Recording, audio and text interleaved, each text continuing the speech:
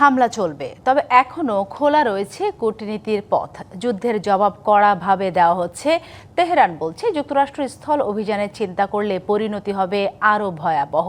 তবে সুর কিছুটা নরম করে কূটনীতির পথে হাঁটার কথা বলছে যুক্তরাষ্ট্র।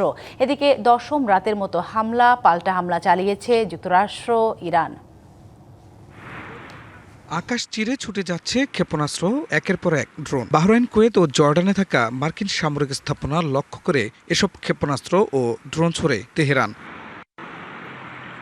ইরানের ইসলামিক রেভলিউশনারি গার্ড কর্পস IRGCর দাবি, বাহরাইন ও কুয়েতে যুক্তরাষ্ট্রের সামরিক স্থাপনায় 3 দফা ক্ষেপণাস্ত্র ও ড্রোন হামলা চালানো হয়েছে। লক্ষ্যবস্তু ছিল বাহরাইনের আল সাকির বিমান ঘাঁটি, সালমান বন্দরের মার্কিন নৌ সুবিধা এবং কুয়েতের ক্যাম্প আরিফ জান।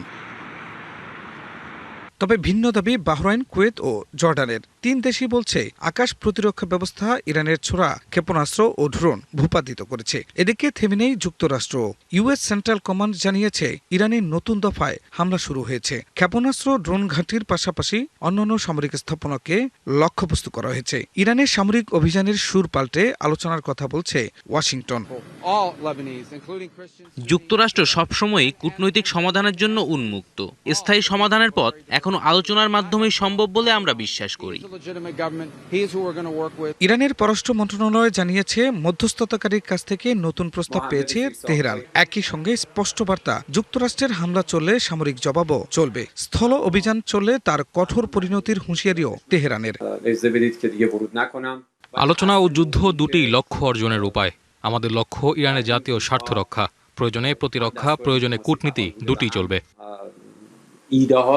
পাশাপাশি নির্মাণাধীন ডারখোভিইন পারমাণবিক স্থাপনায় মার্কিন হামলার অভিযোগ তোলে আন্তর্জাতিক পরমাণু শক্তি সংস্থা IAEA এর স্পষ্ট অবস্থান দাবি করেছে ইরান। খান মোহাম্মদ মুকুল, DBC নিউজ ডেস্ক।